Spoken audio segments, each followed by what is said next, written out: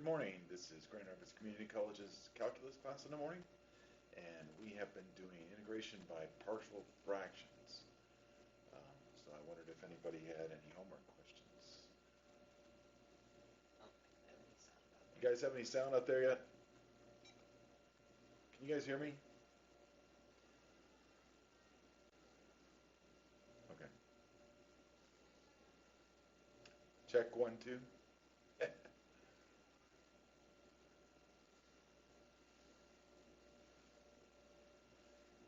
Okay.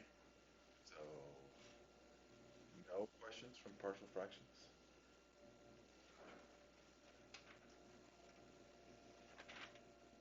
No questions. Uh,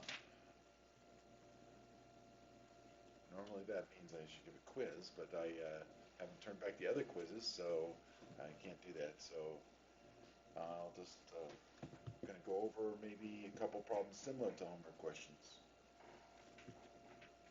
So let me see if I can pick one out here.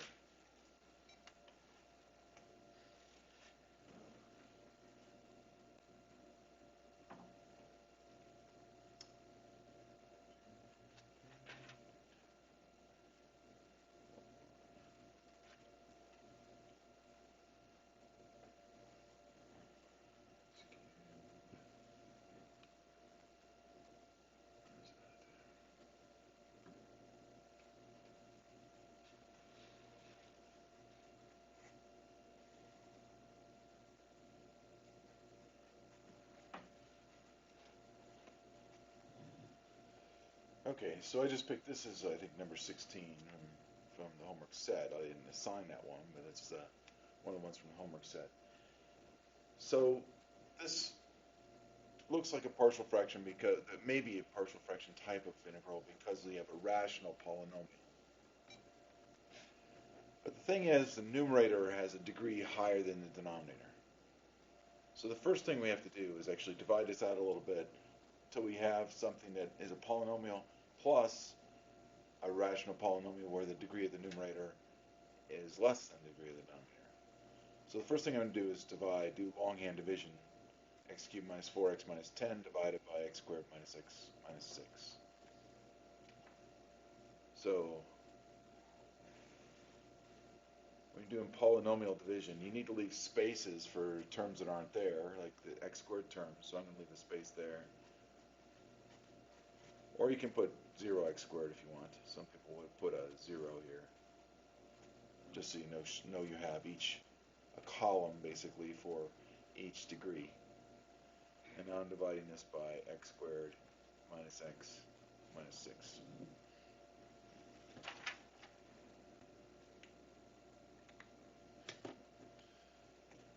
So the first step is to ask yourself, what would you multiply x squared by to get x cubed? And that would just be x. And then you take that x and you multiply by every one of these terms.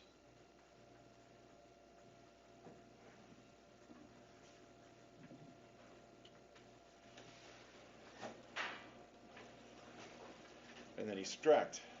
So the x cubes are going to cancel. 0 minus a negative 1 is positive x squared.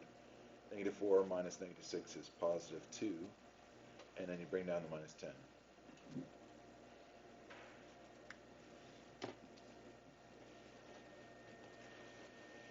Now what would I multiply x squared by to get x squared? This should be plus 1. And I get x squared minus x minus 6. And you subtract again. And you get 3x. Negative 10 plus 6 is negative 4. This becomes my new numerator. And this is the polynomial part in front. So basically, I've said that x cubed minus 4x minus 10 over x squared minus x minus 6 is the same as x plus 1 plus 3x minus 4 over x squared minus x minus 6. So as I said, if you start out with the degree of the numerator equal or greater than the degree of the denominator, you have to do some long division to rewrite it as a polynomial plus a rational expression where the degree of the numerator is less than the degree of the denominator.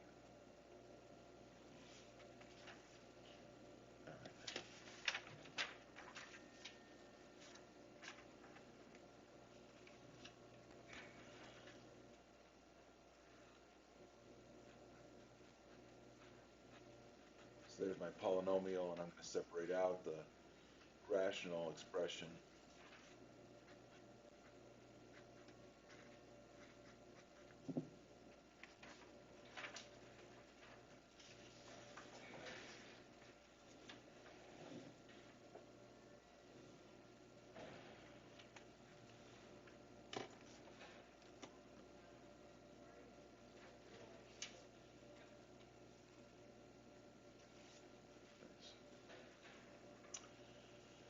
Okay, so the left integral we can just do. It's x squared over 2 plus x. And now we have to look at this rational integration of this rational function. So again, I'm going to pull it off to the side, and we're going to do this one by partial fractions.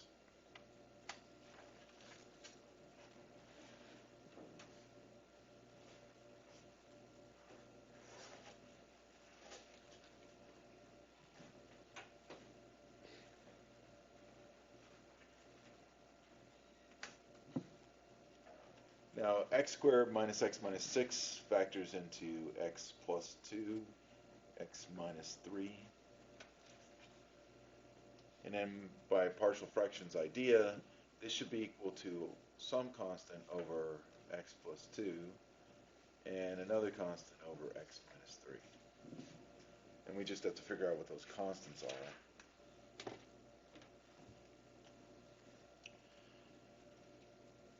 So when we multiply everything by this common denominator, we end up with 3x minus 4 equals a times x minus 3 plus b times x plus 2.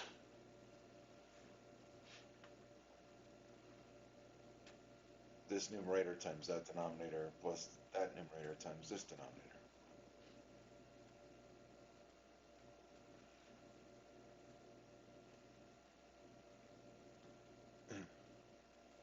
Okay, and then there's different ways to solve this. You could write it out and then set x terms equal to each other and constants equal to each other. Or the other technique I had mentioned was letting x be the number that makes this factor go to 0. So I could let x equal 3. The left side, 3 times 3 minus 4 is 9 minus 4, which is 5. Here I get a times 0 and b times 5. So that means 5 equals 5b, so b has to equal 1. And then we can do the same thing for the other factor. Let x equal negative 2. 3 times negative 2 is negative 6, minus 4 is negative 10. Negative 2 minus 3 is negative 5, so I have a times negative 5 and a b times 0. So from this one, dividing by negative 5, a has to equal 2.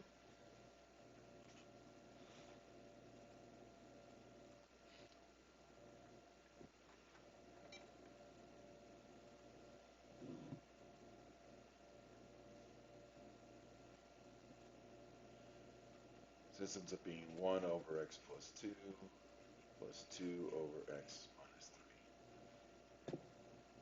Oops, the other way around.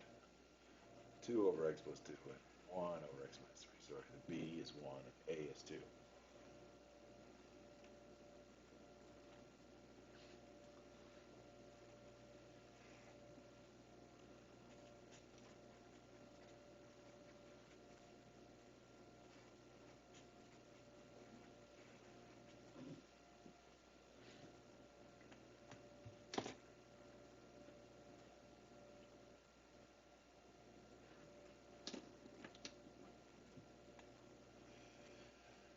So this then is 2 times the natural log of x plus 2 plus the natural log of x minus 3 plus some integration constant.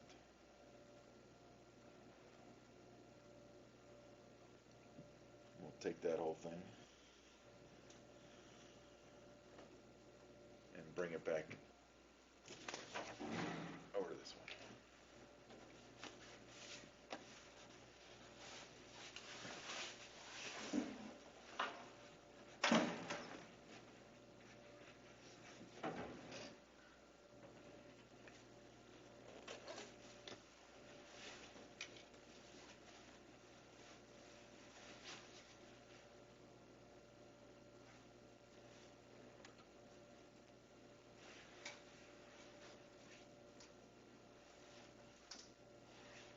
So this might be a typical integral case 1 type of integral, where first I divided out, but I ended up with this denominator that factored into only linear terms, and none of them were repeated.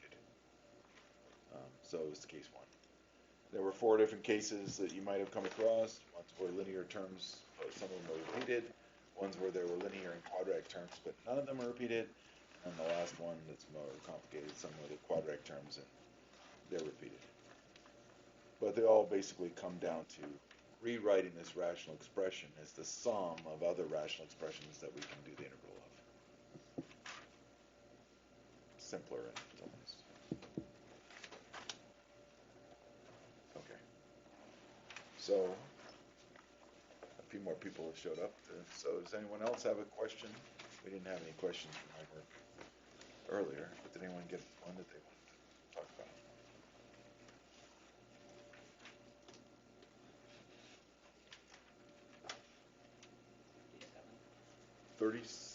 57 is that what you said? Okay. So one of the other things that got touched on in the book that we didn't get to, because actually these partial fractions integrals take quite a bit of time, was various substitutions, and they gave us, let me point it out here.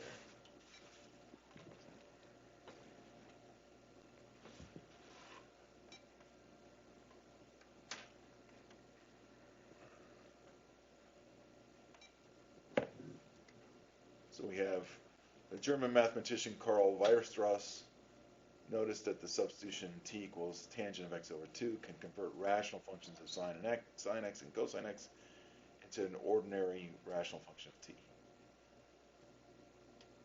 So we're supposed to show a couple of identities, and then, so this set of identities would then be what substitution would make. Now, it turns out that the only calculus involved in this problem here is the derivative, but there's a lot of trig involved. So let's go back through and do that.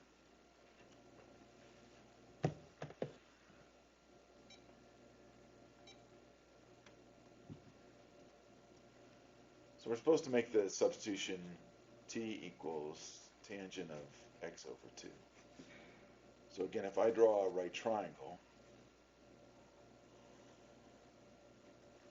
and I let this angle here, this acute angle here, be the argument x over 2, the tangent of that angle is opposite over adjacent, so this side could be the t, so I'll make that with a little curly q, and this side could be 1. So the t over 1 equals tangent of x over 2.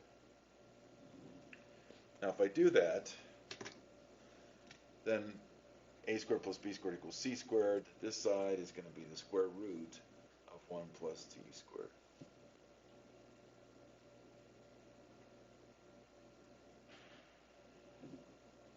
So we should be able to find that cosine of x over 2, the same angle, is adjacent over hypotenuse,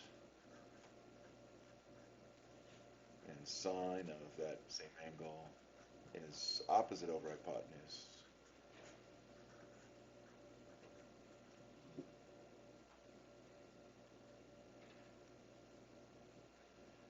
That was part A.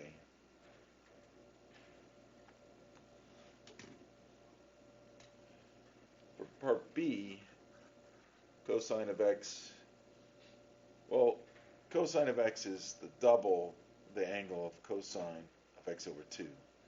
And the double angle formula, one version of it, is cosine squared of the half angle minus sine squared of the half angle.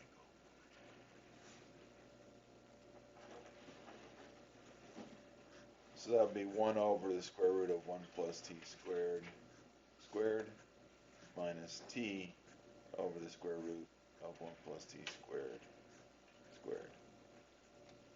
which is 1 over 1 plus t squared minus t squared over 1 plus t squared. Same denominators, so I combine them and I get 1 minus t squared over 1 plus t squared. So that's cosine. Similarly, the trig identity for double angle will give us that sine of x is 2 times the sine of x over 2 times the cosine of x over 2. So that's going to be 2 times, the sine was t over the square root of 1 plus t squared, and the cosine was 1 over the square root of 1 plus t squared. So I end up with a 2t on top and a 1 plus t squared on the bottom.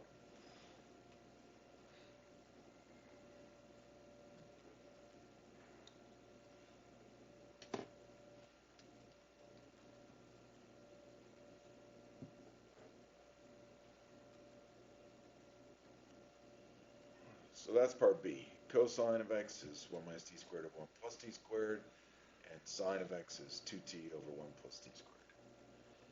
So now we have the last bit, which is the derivative.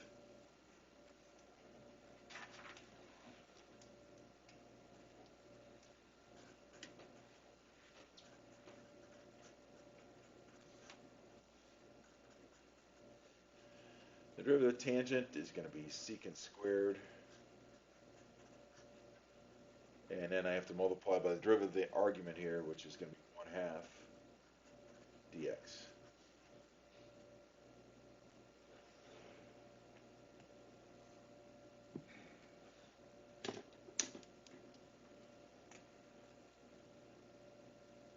So I multiply by 2 and divide by secant squared.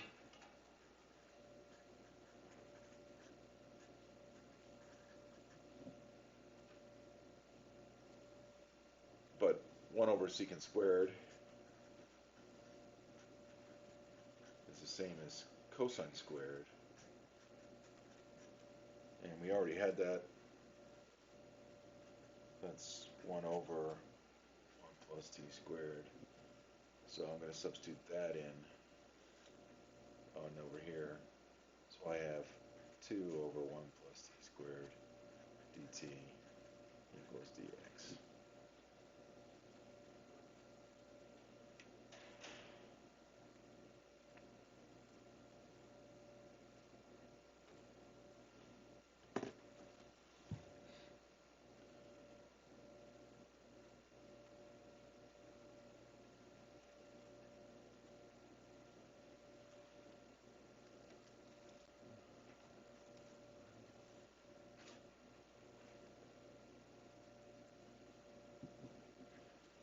So like an example, maybe 58 here. You guys can do the other one.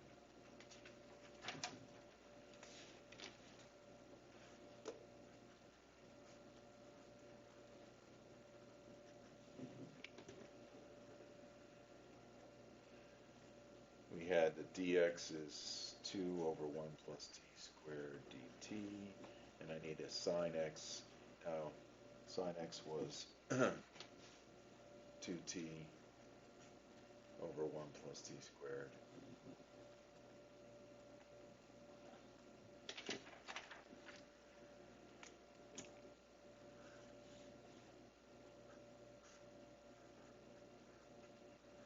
So where I have sine x, I'm going to put 2t over 1 plus t squared. And where I had dx, I'm going to put 2 over 1 plus t squared dt.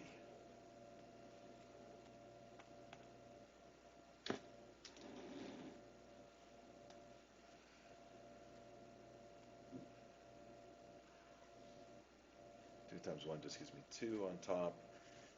On the bottom, I'm going to distribute the 1 plus t squared. So I'm going to have 3 times 1 plus t squared minus 5 times 2t.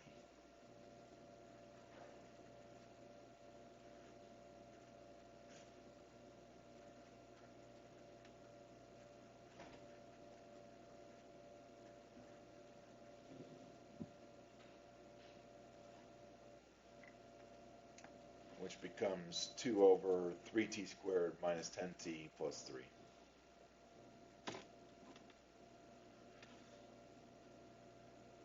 So by partial fractions,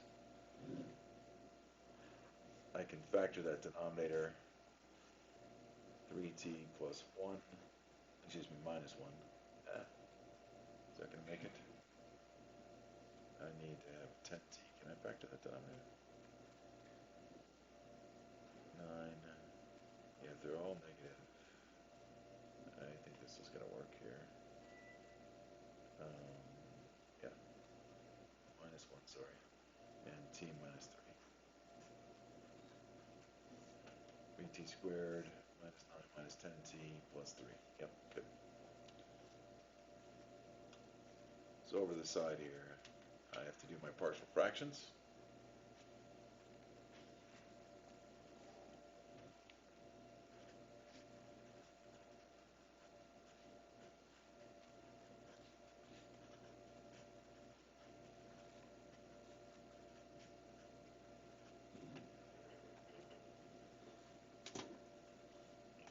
Multiply by the common denominator, so this side just becomes 2. That side becomes a times t minus 3 plus b times 3t minus 1.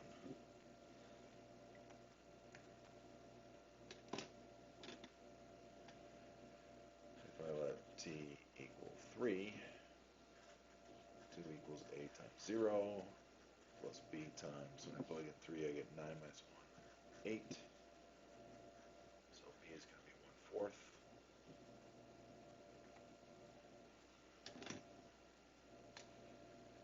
If I let t equal 1/3, 2 equals a times 1/3 minus 3, which is negative 2 and 2/3, or negative 8/3, plus b times 0, negative 3/16. That'd be it. Negative, no, try that again. 3/6, negative 3/4. Negative 3/4. Here we go. That's better. So this becomes negative 3/4 over 3t minus 1 plus 1/4 over t minus 3.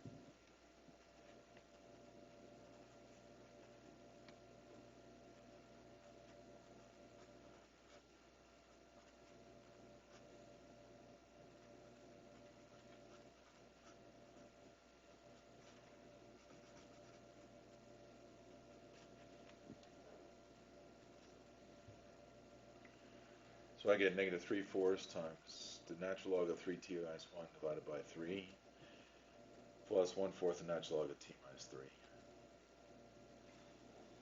And I guess we could put those together.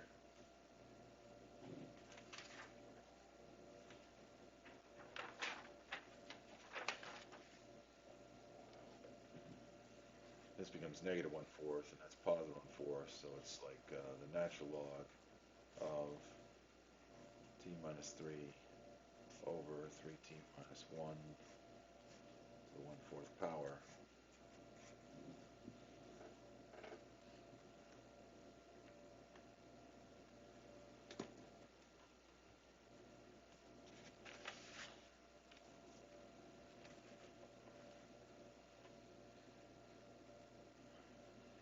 Which then t is the tangent of x over 2, so you end up with this pretty complicated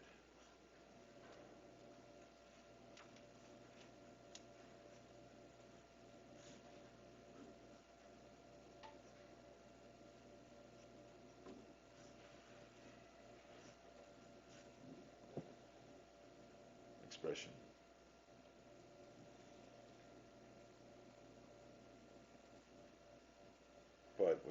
find one, which is sometimes not so easy.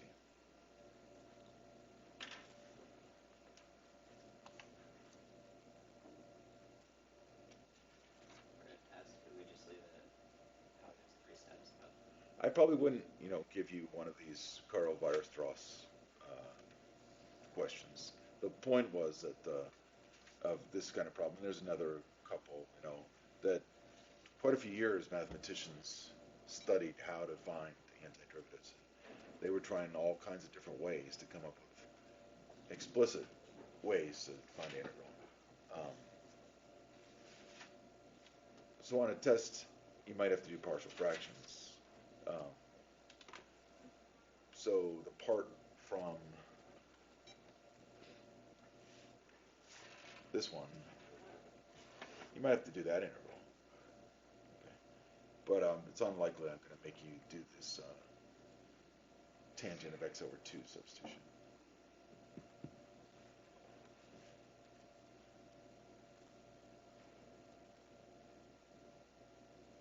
If that's what you were asking.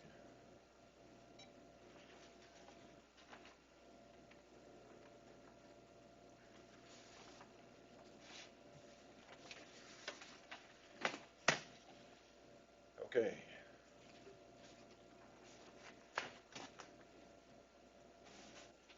Which brings us up to the next day's homework here.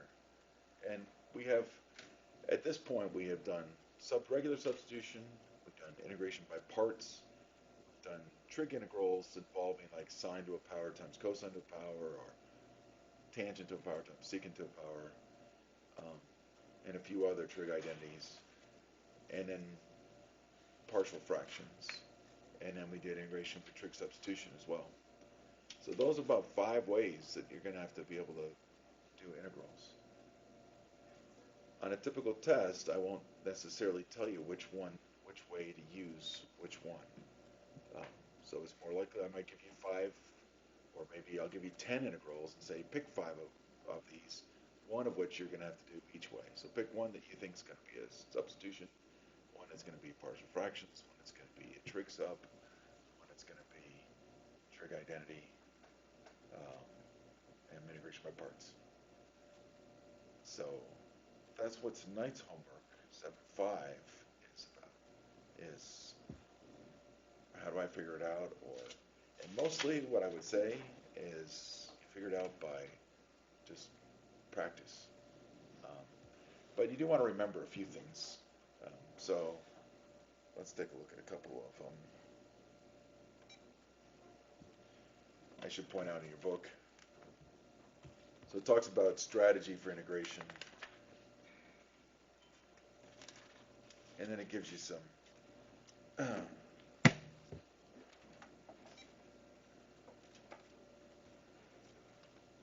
this is the table of integrals that it says you should probably know, essentially.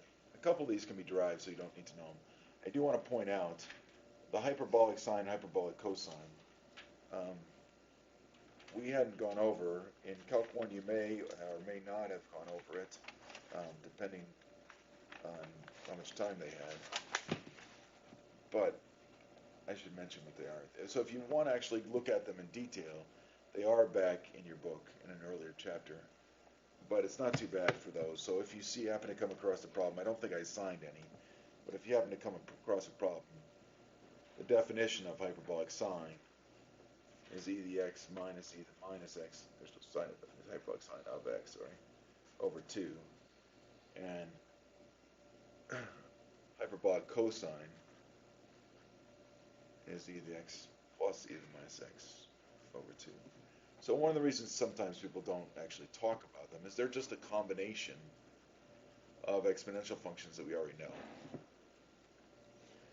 But they come up, depending on what application you go into, but they come up often enough in engineering that they've defined them as their own separate function. And the nice thing is the derivative of this sine, hyperbolic sine, is hyperbolic cosine, and the derivative of hyperbolic cosine is hyperbolic sine. And they've got something like the Pythagorean theorem, sinh squared plus cosh squared. That's how sort of the slang for these. They call it sinh and cosh. sin squared minus cos squared ends up being 1, things like that. So there's a bunch of identities, but so again, if you're interested in some of the applications, um, you can go back and find a section on those. I probably won't ask you one in this class, or if I do, I'll write it in exponential form rather than as the hyperbolic sign. So anyway, they kind of expect you to remember some of these. Let me zoom in a little more and we can make sure you guys know. So the basic power rule, e to the power, integral sine.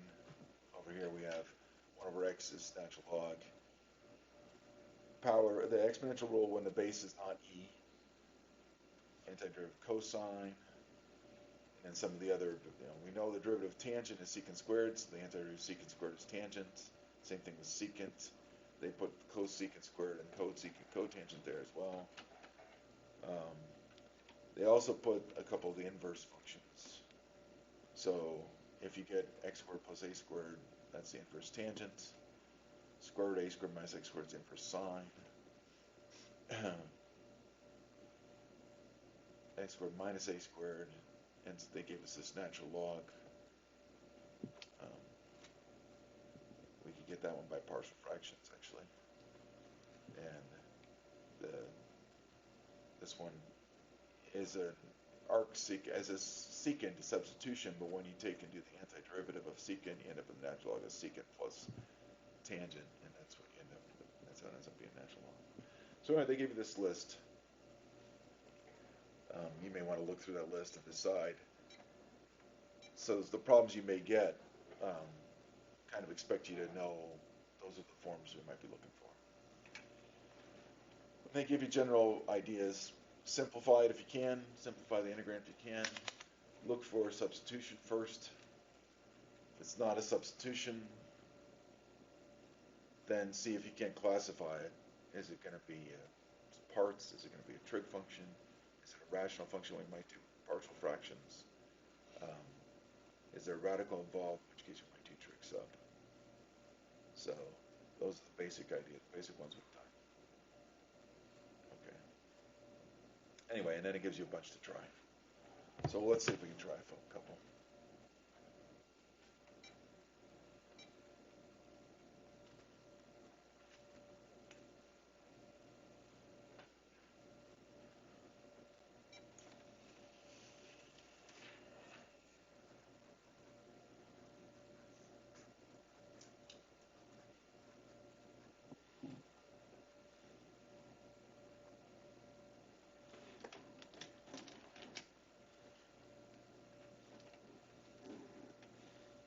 So I have the antiderivative of sine cubed over cosine.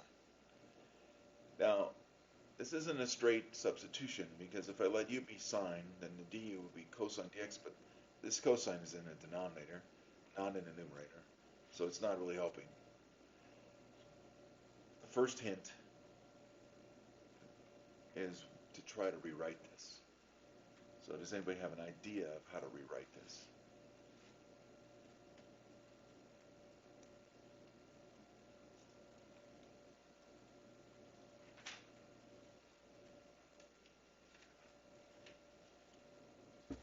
So besides those integral tables, you may want to write down a few trig identities, a few typical substitution hints. In this case, I know sine squared is 1 minus cosine squared. So this sine cubed can be written as sine times 1 minus cosine squared.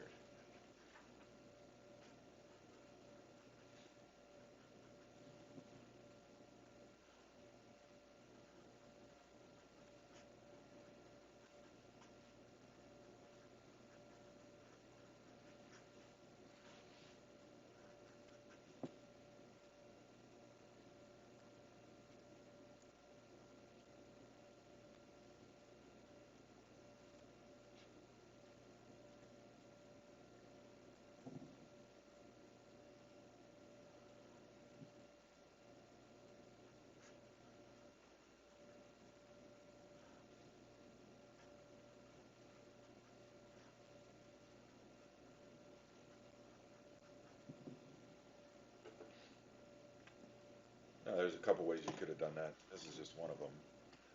There was a sine x that I pulled out, and now I can see that a u substitution might work here. If u is cosine x dx, cosine x, excuse me, then du is going to be negative sine x dx. So if we put a negative in here and a negative up front, this ends up being negative integral of 1 over u minus u du.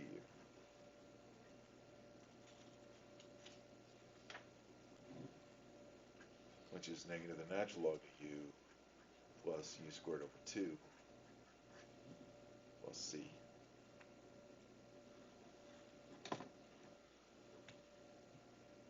So u is cosine, so I get negative natural log of cosine x plus cosine squared x over 2 plus my integration constant.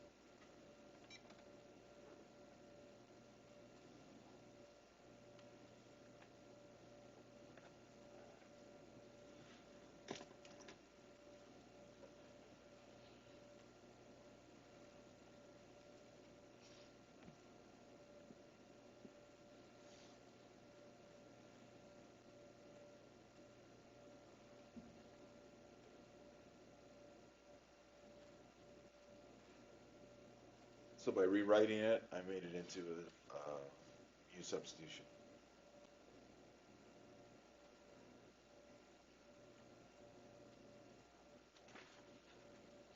Questions about that one?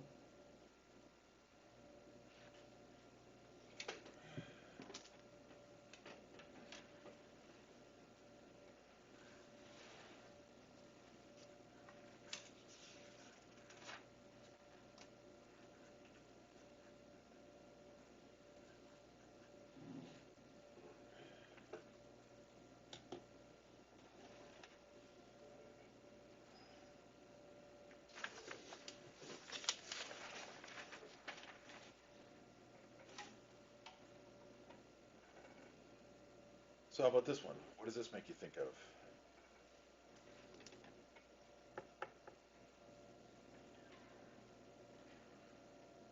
Well, that square root thing, I could hope that if I let u be what's under this 3 minus x to the fourth, that the du would be up here. But that would be a 4x cubed, and it's not. Okay. But if that was an x cubed, that would be the way to go. Since that's not, the other thing that this makes me think of is one of our trig substitutions. Constant minus something squared was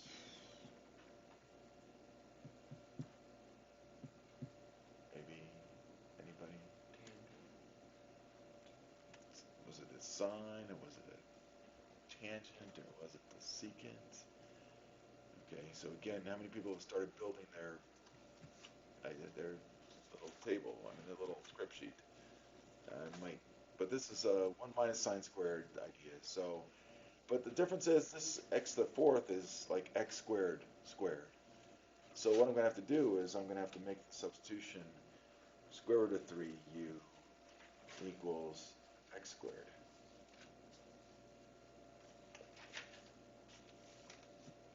And I'll walk through the steps again. X to the fourth then is going to be 3u squared. So 3 minus x to the fourth is going to be 3 minus 3u squared. I forgot to write I did u, didn't I? I meant to say sine theta. Hang on a second, let me redo that. I meant to say sine theta. Square root of 3 sine theta.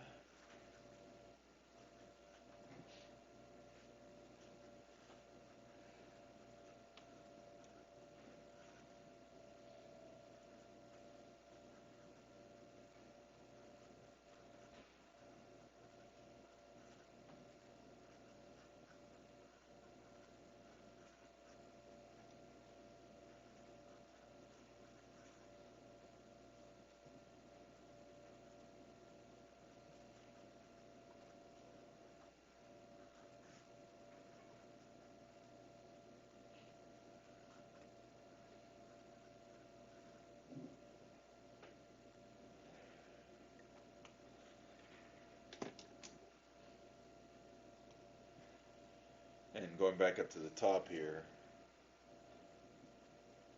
so I work this out, so that radical becomes the square root of 3 cosine theta.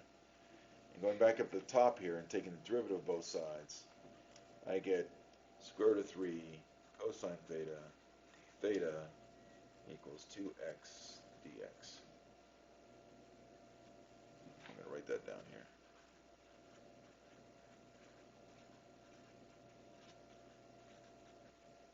Where I just took the derivative of both sides.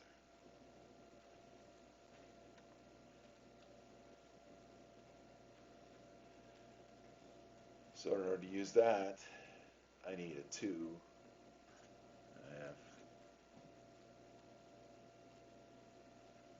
so this becomes 1/2. 2x dx is the square root of 3 cosine theta theta.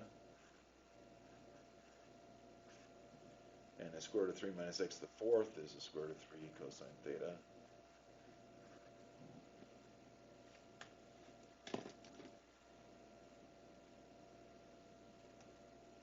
So I just end up with 1/2 times integral of d theta, which is 1/2 theta plus c.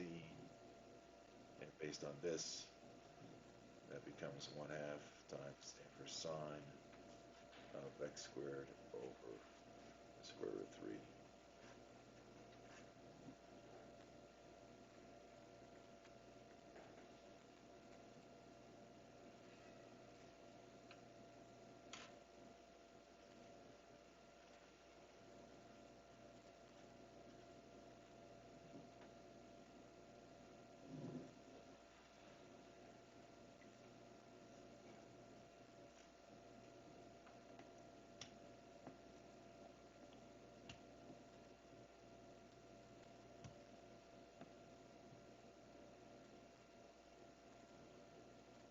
So what was it about that integral that made me think of using a trig substitution?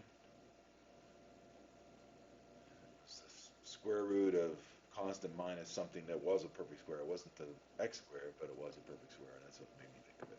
Trying it, possibly.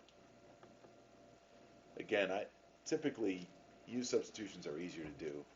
So if you could have used u, you would have before you do a trig substitution. But in this case, I couldn't have done it with a u substitution.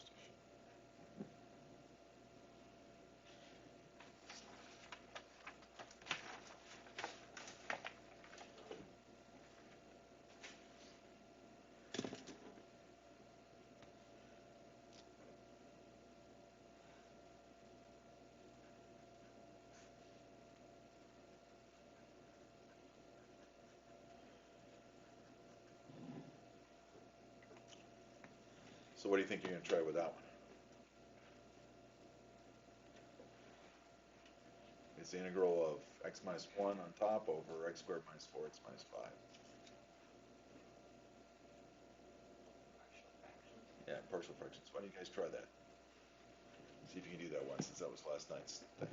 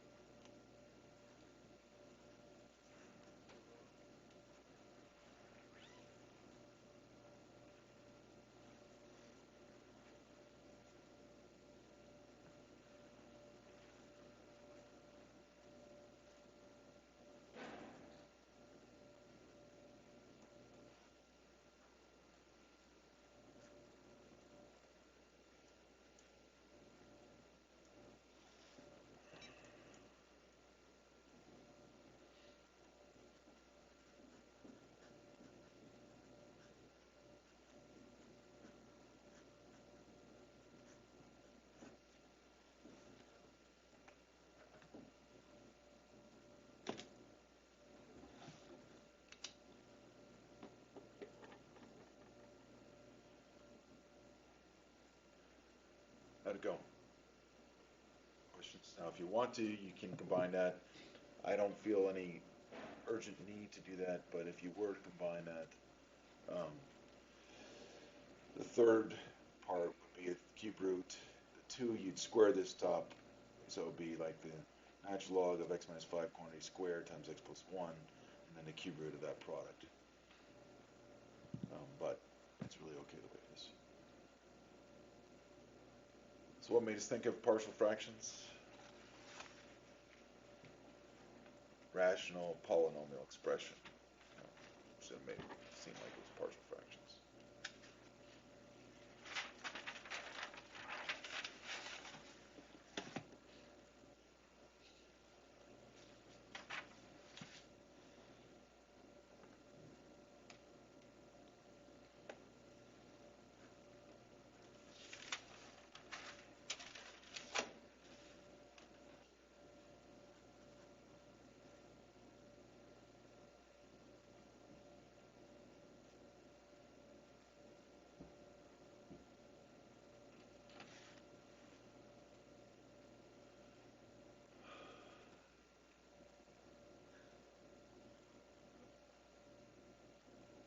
So with this one, I'm thinking enrich my parts. Whenever you have like x to a power times what we call a transcendental function, we may want to do integration by parts. And let the x to the power be your dv, because we don't know how to integrate the inverse tangents. I do know what the derivative of the inverse tangent is. So in this case, u would be my inverse tangent of x, and then du is 1 over 1 plus x squared dx. If I had a 1 plus x squared in the denominator, that's what I would have done, just this substitution. But I don't have that 1 plus on the bottom here. And you can't fuss with the denominator as easily as you can the numerator. So 1 over x squared dx is going to be my dv. And v then is negative 1 over x. This is like x to the negative 2. You raise the power by 1, you get negative 1 divided by the new power. So it's negative 1 over x. So according to that, it should be uv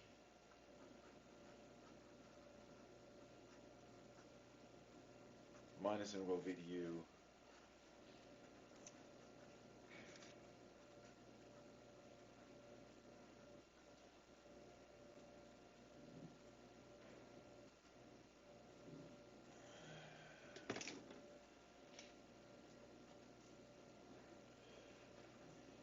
this part I can do by partial fractions. So 1 over x times 1 over x, 1 plus x squared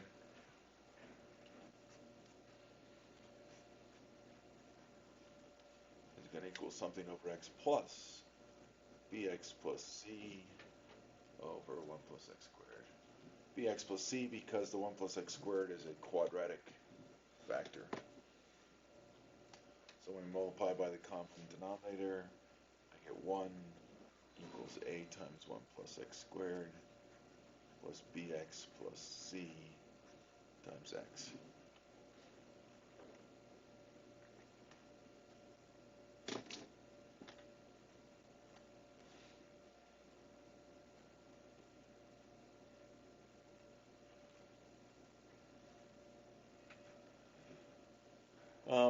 It's not as easy to sub in. I could sub in x equals 0 and find out what a was, but I can't do the same thing for b or c.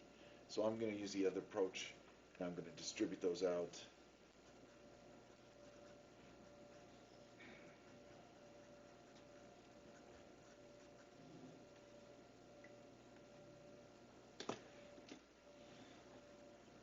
And when you distribute out all the different level of terms, so the x squared terms have to match, the x terms have to match, and the constants have to match.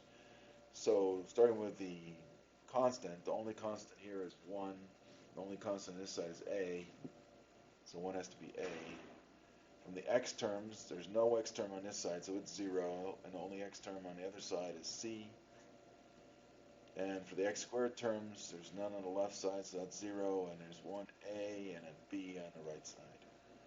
So since a is 1, b has to be negative 1.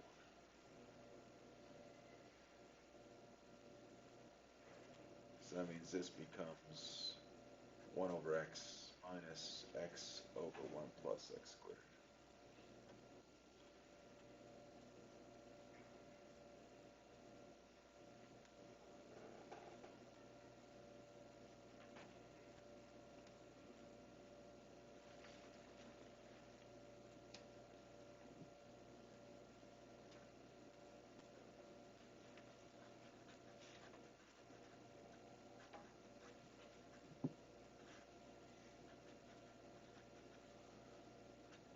Minus because it's minus.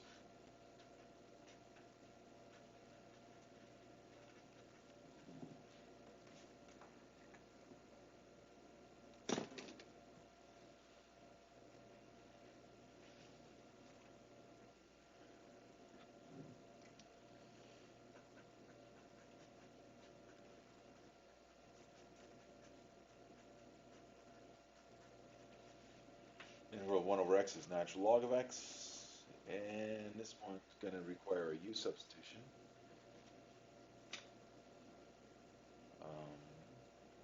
So I guess I'll do that on another sheet.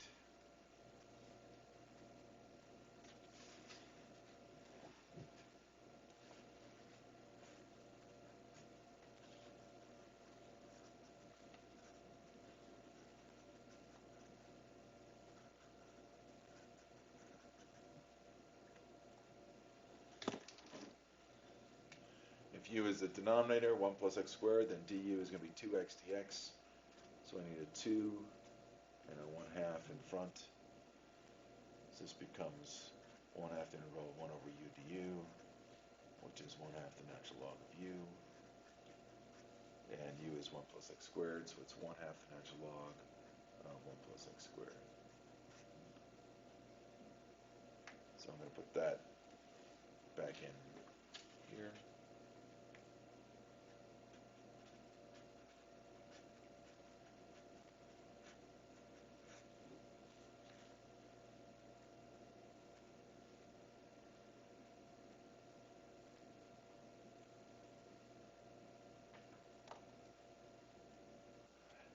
So that one involved integration by parts, partial fractions, and a u substitution all in one integral.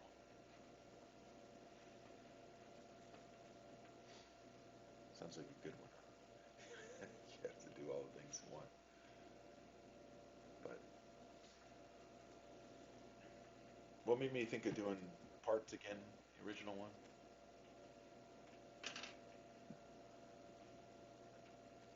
Well, again, the first choice, if it's not an integral you know, the first choice is a u substitution. And if you're going to choose one of these, you're going to have u be the transcendental function, the inverse tangent. But the derivative of that's 1 over 1 plus x squared, and I don't have the 1 plus x squared. So u substitution was out. Then the other choices, it's not going to be a trig sub, it's not going to be a trig identity.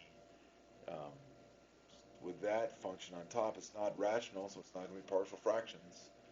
So what we have left, is integration by parts. And if I'm going to choose it by parts, I'm going to let u be the one where when I take the derivative, I get rid of that inverse tangent part. It's just a rational polynomial.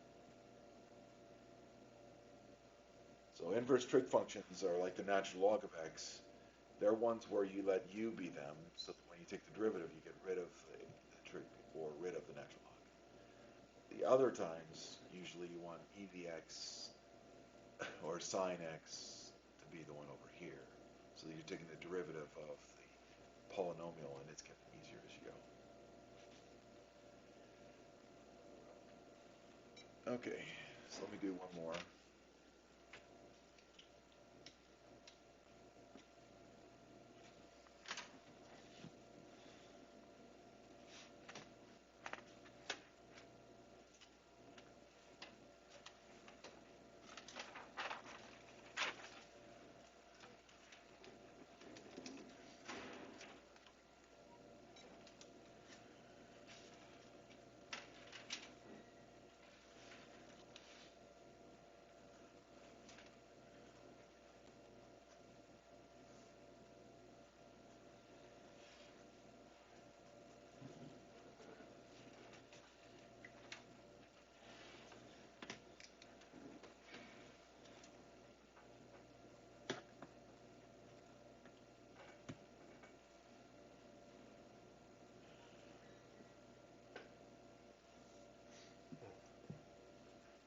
So this one is a little, one other version of a substitution.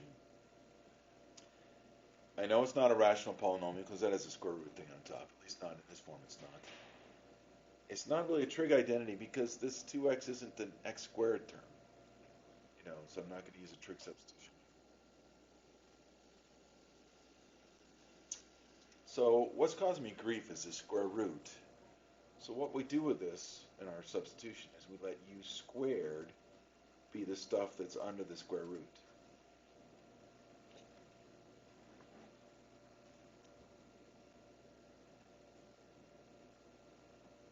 And that way, the square root of 2x minus 1 is just going to be u.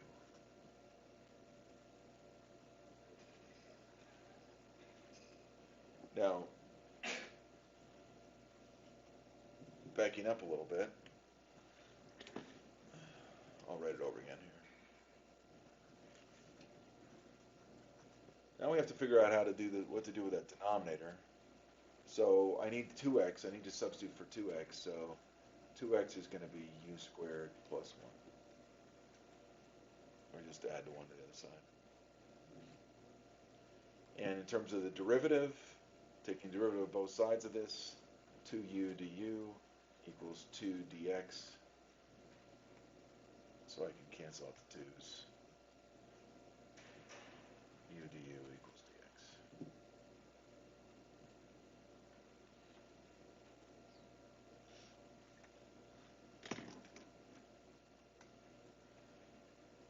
So the square root is going to be u.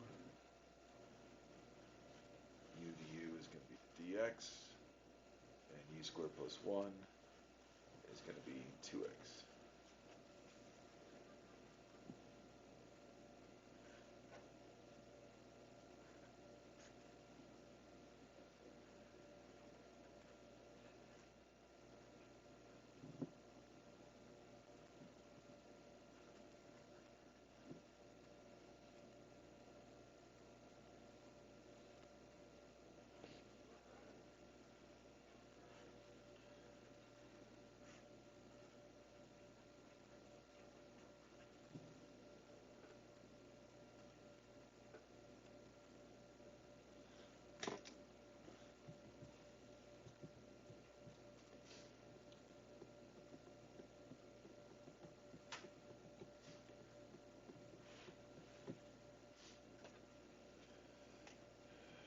When the degree of the numerator equals the degree of the denominator, you divide it out. When you divide this one out, you end up with 1 minus 4 over u squared plus 4.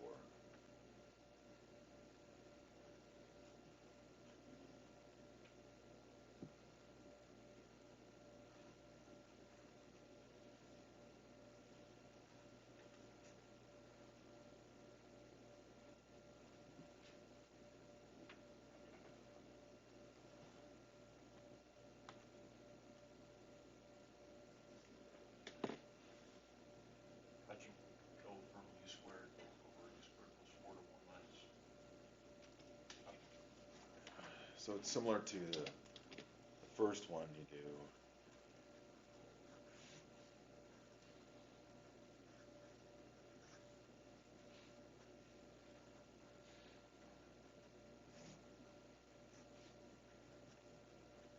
So because the degree of the numerator was the same as the degree of the denominator, I divided.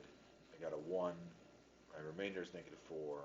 So it's negative 4 over u squared plus 4.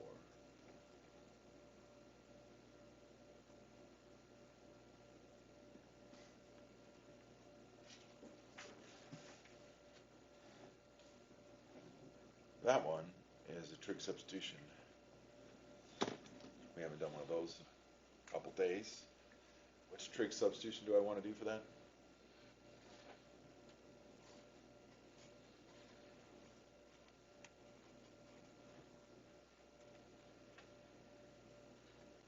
E squared plus is the tangent. Right, so u is going to be 2 tan theta. So u squared is 4 tangent squared theta. And u squared plus 4 becomes 4 tangent squared theta. plus 4, which is 4 times tangent squared theta, plus 1, which can be 4 times secant squared theta. And then backing up, du is 2 secant squared theta d theta.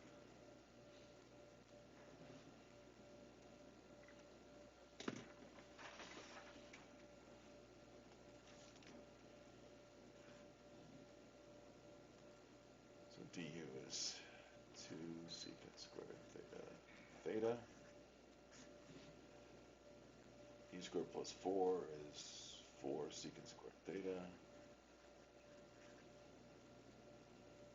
So I end up with 1/2 times du theta, which is 1/2 theta plus c, which is 1/2 the inverse tangent of u over 2.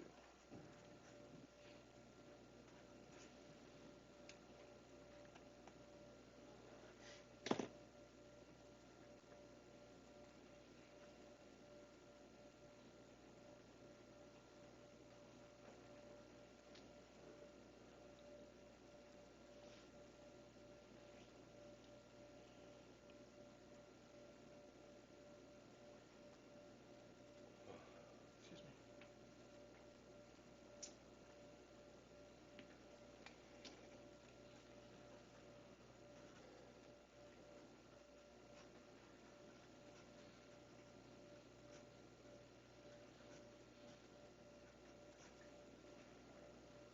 And then we substitute back in u is the square root of 2x minus 1.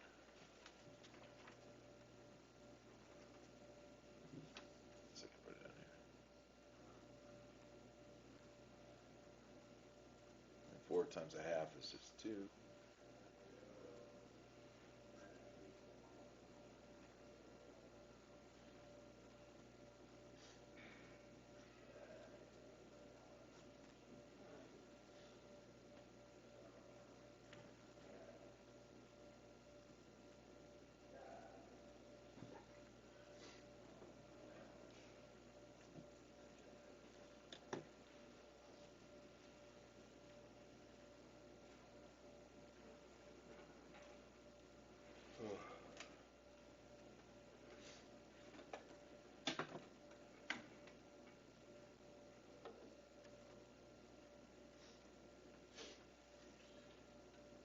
So the first section tonight is, again, trying to get you to use all the techniques we've learned so far.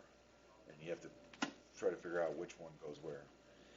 The second section has 2 parts to it, one of which is to use your calculator system. So let me try to remind you. We've done it a few times, especially to check our answers on the more complicated ones. But under the calc menu is where you find integrate. It's the second one down. And then you type in the function you want to integrate, comma, and then you put the variable you want to integrate with respect to. Now, while this entry line may not look exactly like your integral, when it shows up on the screen over here, it should look very much like your integral. So double check that your parentheses and everything's are in the right spot. So this should look like the integral we started with. Now there's a couple things again. Your calculator doesn't always. Sometimes it simplifies things. So like with those natural logs, it might put things together. I have no idea why in this case it felt the urge to put a negative sign out front, but it did. So instead of having positive root of 2x minus 1 minus 2 times inverse tangent, it put the minus out front and made the inverse tangent term positive and the other one negative. The other part, it always leaves off your integration constant, so make sure you put one in when it's supposed to be there.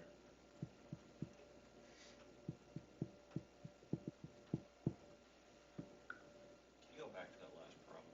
Yep.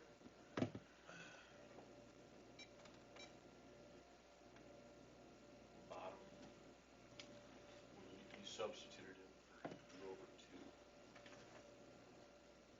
Yeah. I just substituted for u. 2 is still on the bottom. Oh. And where did you get that u substitution? It was from the very beginning. we chose u squared. Again, this is a sort of a special substitution. Um,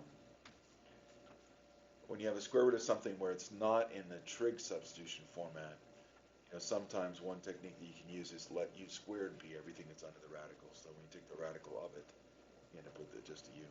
You can do the same thing with cube roots. So you'd let u cubed be what's under the radical, and then the cube root of that would just be u. So it's a technique that sometimes you can come across.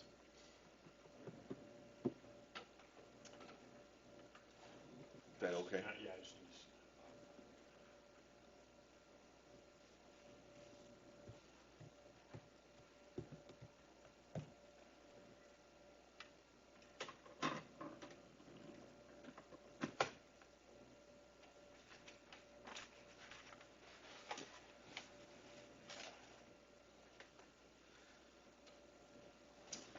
Okay. So I said that the second section has two parts to it. So the first section really doesn't have anything new. It just has all those problems thrown together without telling you which one to do, which way to do which one. The second section has two parts to it. One is we're going to use integration tables, and the other was use your calculator. Or if you have Maple or Mathematica, you would use those. We're using our Voyage 200s. But the tables are actually in the back of the book. Now, I showed you the one that's in the section, in section 7.5. That only had 20 integrals, and we've been using those. In the back, there's over 100. I was going to do this using the computer that I have here attached, but when I got in here, I only left myself 5 minutes, and when I tried to turn it on, somebody had locked it. So I can't. So unfortunately, I'm going to try to zoom in on these.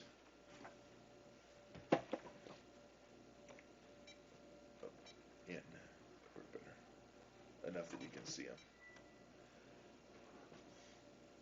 So the first ones are very similar to the ones we saw in the other. We have polynomials in u, the situation when it's 1 over u, so that's natural log, e to the power, sines and cosines and secant squareds, and those trig identities we know. And then it even has, like the one we just did, 1 over 4 plus x squared. I could have done that using this number 17. Instead of a squared, I had 4, so a would be 2. So it would be 1/2 inverse tangent of u over 2, which is what I came up with. But if I was using integration tables, I could have just used that formula. And the trick is you have to figure out what u is still, and you have to figure out what the a is to make it work. Okay, so the times when we use these are when it's complicated or the factors are strange or but we want you to practice them anyway. So, for instance,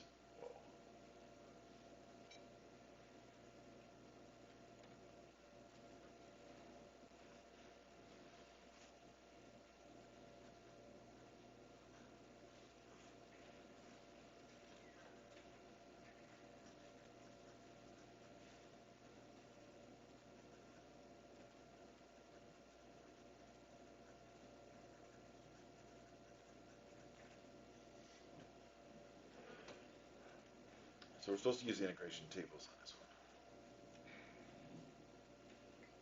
So there's two pieces to this. One is we got to figure out what integral this looks like. Now, if I were doing this by hand, first thing would be to try u sub or u is the stuff under the radical. I couldn't use it with just u because du would be 8x and I don't have that here. But I might be able to do something like I just did. U squared would be what's under the radical, and you might be able to work that out nicely with some constants. Or another possibility is a trig substitution. The one that has x squared minus the constant, that's secant. So I might want to use secant. But since it said using tables, I'm going to start looking through these. And I want something that has 1 on top and some u squareds and a square root of u squareds minus something on the bottom. So again, I'm looking at something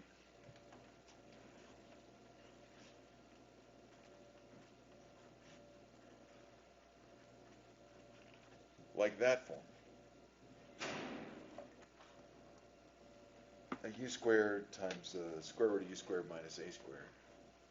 So I need a square root. So let's start looking.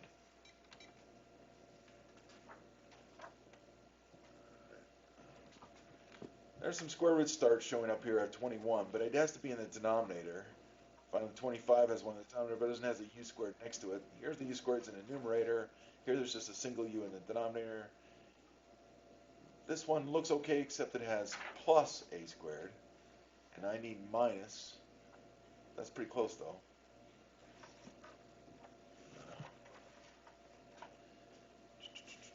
Still looking. I need the square root, not of a squared minus u squared. Again, this is close, but they're reversed.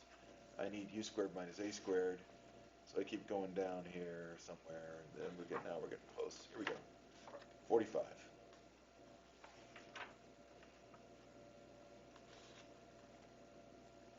So 45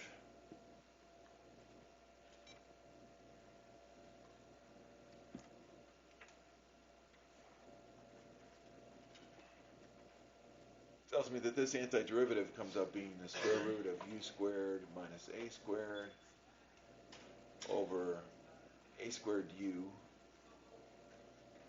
plus c.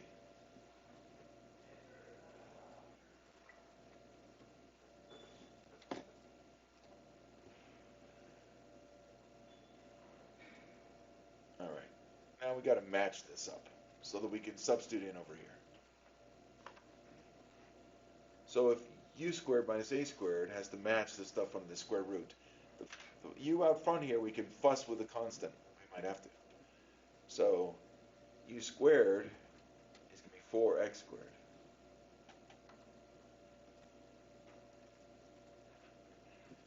And a squared is going to equal 7.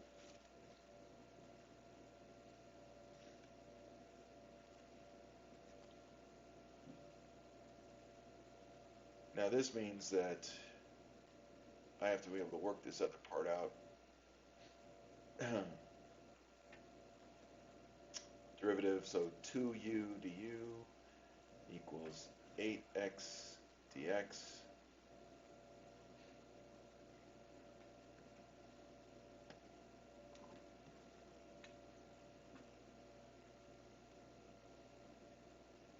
So I have a 1/4 here I have to work out.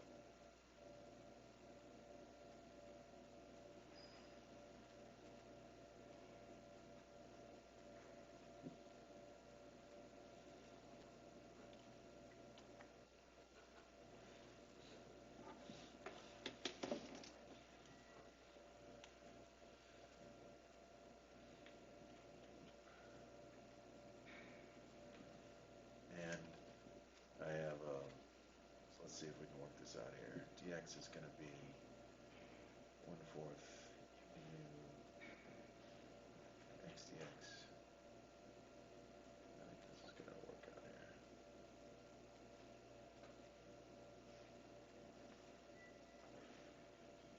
So to match this up, I want this u squared. So my dx has got to be 4 times. We have to do that, don't we? So I'm going to need an x dx here. But I can't just multiply by x. It means I'm going to need another x down at the bottom.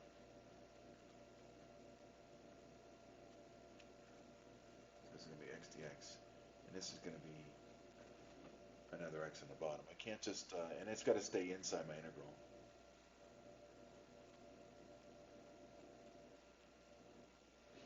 So I do have to solve this for x here. So x squared is going to be u squared over 4. So x is u over 2.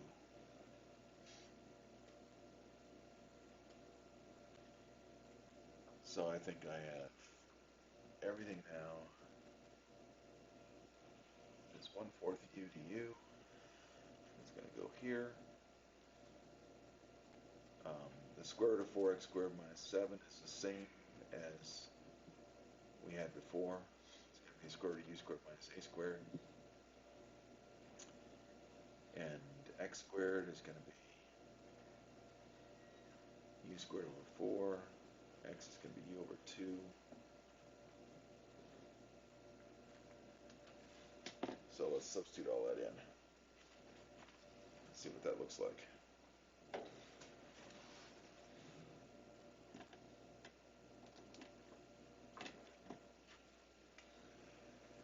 So I have the integral of 1 over, and where I had x, I'm going to have u over 2. Where I had x squared, I got u squared over 4, and then this is the square root of u squared minus a squared. And where I had x dx, I have 1/4 u du. That's just substituting all those in like shown here. 1/4 u du goes here, u over 2, u squared over 4, and this is going to be u squared minus a squared. So what should happen when I get done with all this is there just should be some constant I end up multiplying by. So this u is going to cancel with that u at the bottom. This 1/4 is going to cancel with that fourth down the bottom. So I end up with a 2. This 1/2 flips over. So I end up 2 times the integral of 1 over u squared, square root of u squared minus a squared du.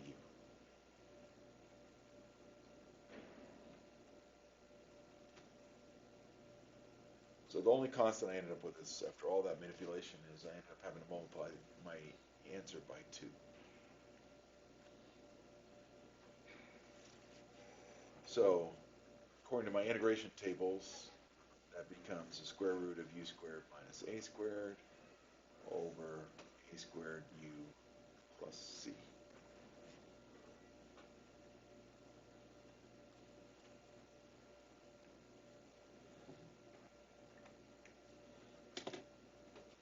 Now, again, going back, that 2, I got to keep that 2. The square root of u squared minus a squared is the square root of 4x squared minus 7. A squared is 7,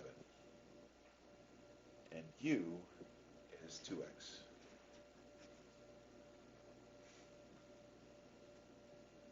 Let's see.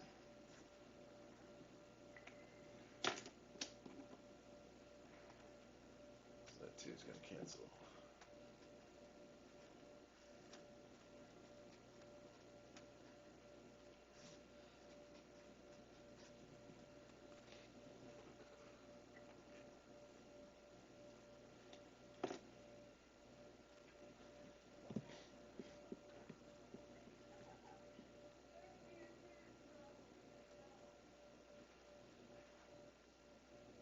So while this type of integration it gets us away from having to do trig substitutions, partial fractions, integration by parts, it does require a lot of algebra, a lot of sort of symbol manipulation to make it work if the constants aren't easy. Sometimes they're easy, but there's going to be somewhere it's not so clear.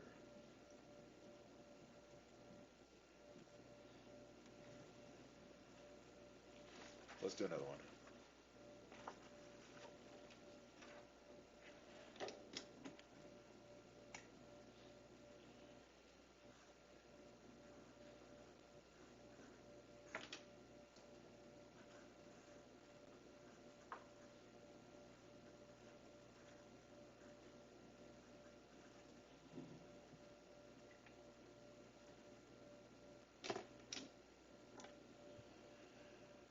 Okay, so I have the integral of sine of 2 theta over the square root of 5 minus sine theta. Now, the first thing about this is most of those integrals don't involve sine theta. I mean, you can turn the page, there's 110, but certainly not in as complicated a setup as this. So I'm probably going to end up with a u as sine theta. And if my u is going to be sine theta, I need a du, which is cosine theta. So that means I'm going to have to, and that's going to come from sine 2 theta. So sine 2 theta is 2 sine theta cosine theta. So when I rewrite this,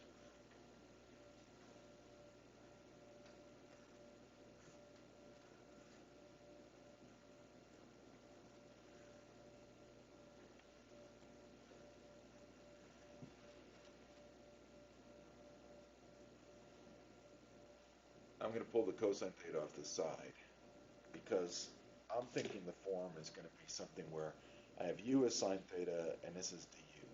So I'm looking at something where the form is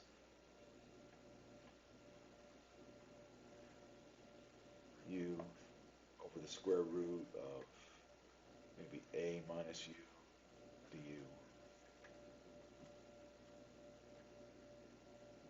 U is sine theta,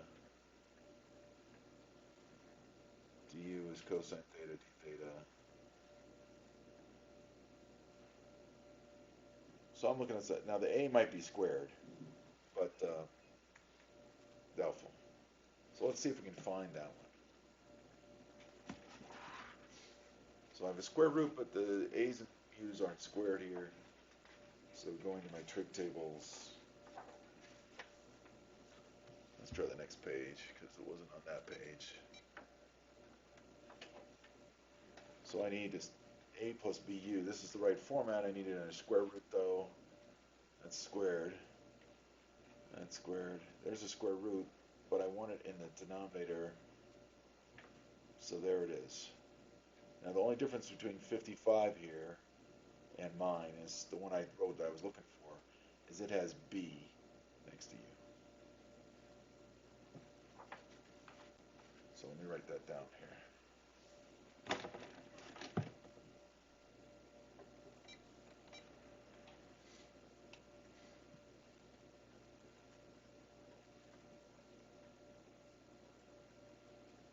It has u over the square root of u minus bu, except it's plus bu. Now, if that b were squared, I couldn't do this, but since the b is not squared, I can absorb the sign into that constant. So let me write what this is going to be on this side. 2 over 3b squared times bu minus 2a times the square root of a plus bu.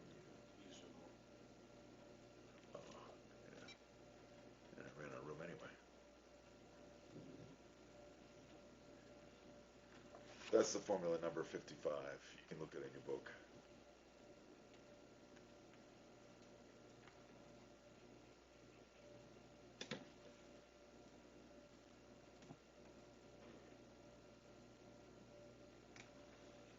So this one almost matches up. B is going to be -1. A is going to be 5. This 2 I'm going to have to pull out front.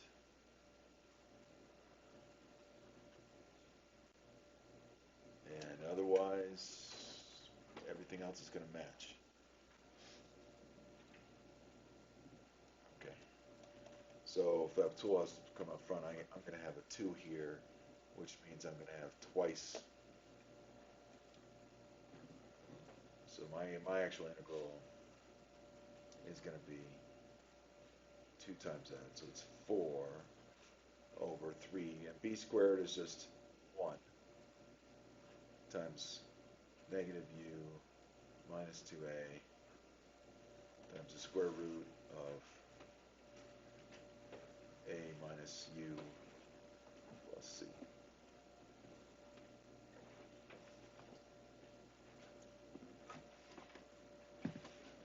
Now what I put in was I put b equal -1. I forgot to put a equal 5 in.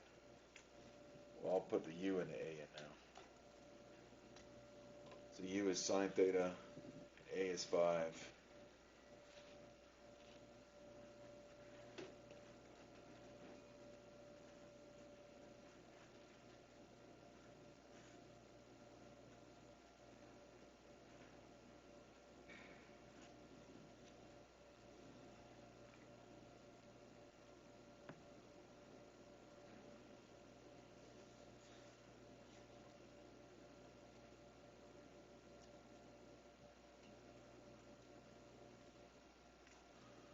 I guess I could have put -1 squared here. Where the b was, I substituted -1 there. So you can see where I got it from.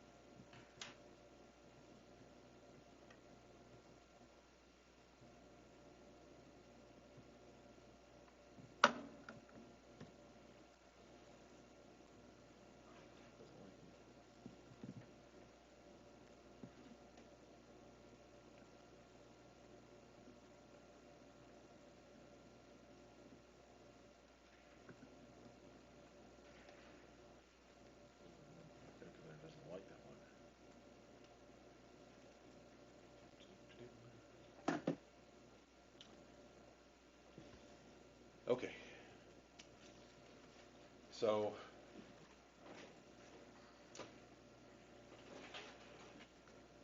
frankly, I didn't really like that one. It didn't seem to want to be able to do that.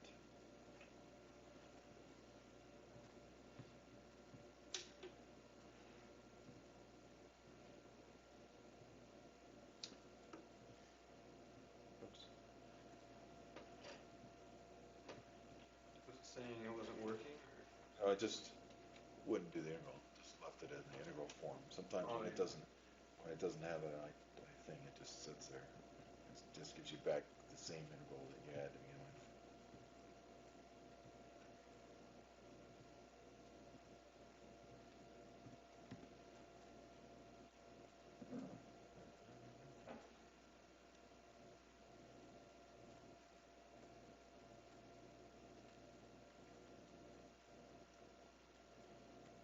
Interesting.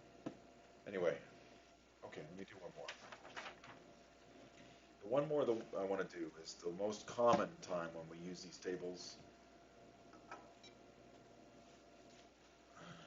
And it has to do with those trig things that we were doing before.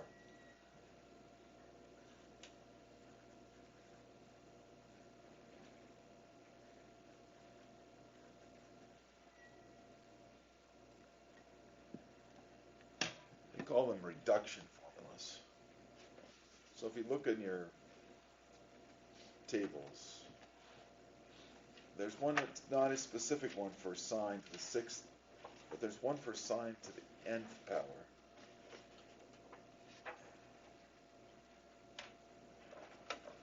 Number 73.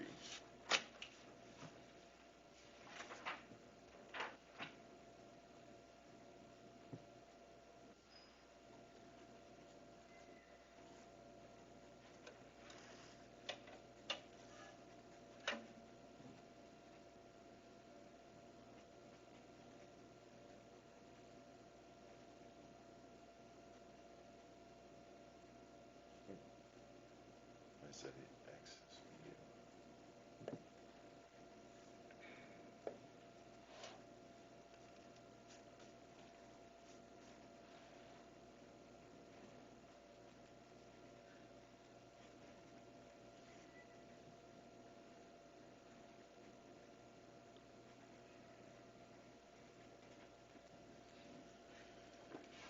I call this a reduction integral because you start with integral of sine to n, and you end up with an integral of sine to n minus 2, so you're reducing the power. So my first one, n is 6, so it's going to be negative 1/6 sine to the 5th of x. U is just x in this case.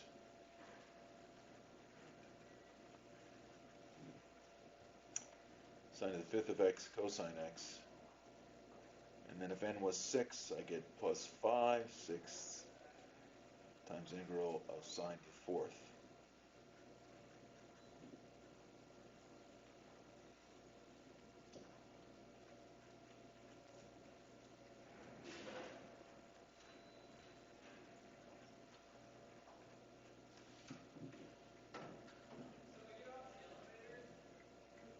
And so now we're going to do it again with sine to the 4th. So now n is 4, negative 1/4 sine cubed x cosine x plus 3/4 times integral of sine squared.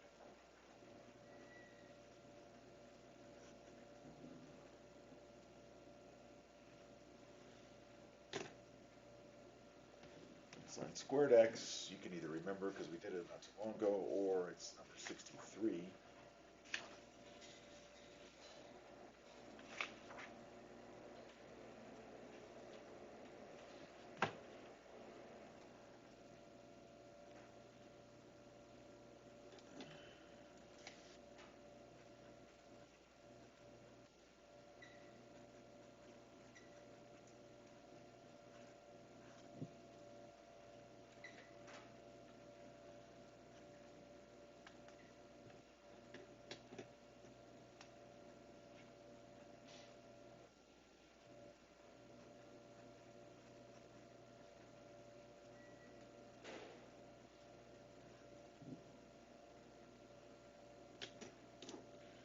sine squared integral is 1/2 x minus 1/4 of sine of 2x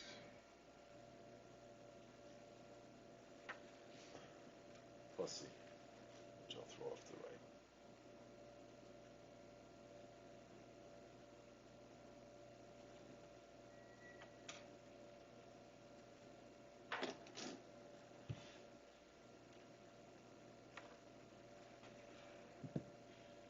If you choose to, you can multiply through all those things.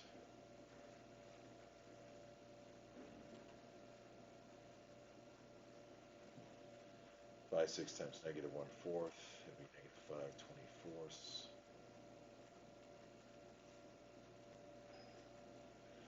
5 6 times 3/4 is 5/8, times 1/2 is 5/16.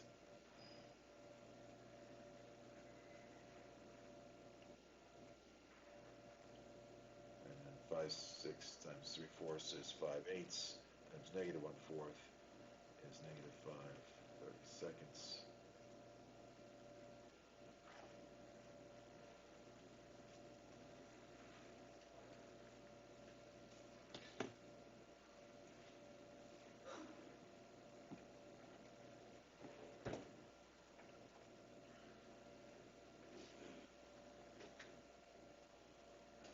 There should be a plus in here someplace, huh?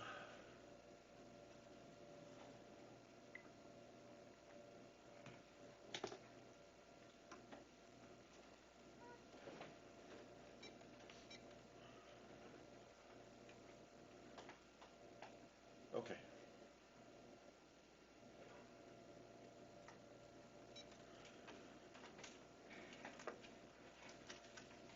So try a few of those tonight. I know in the first one, again, it's probably more important to just start it out. Say, what am I going to start doing this? If you don't have time to do all of them, say, what approach am I going to do? And look at several problems. Look at all the ones I assigned you, but you might even look at some more. Say, well, what does that one look like? I need to start it out as. Okay. Have a nice weekend.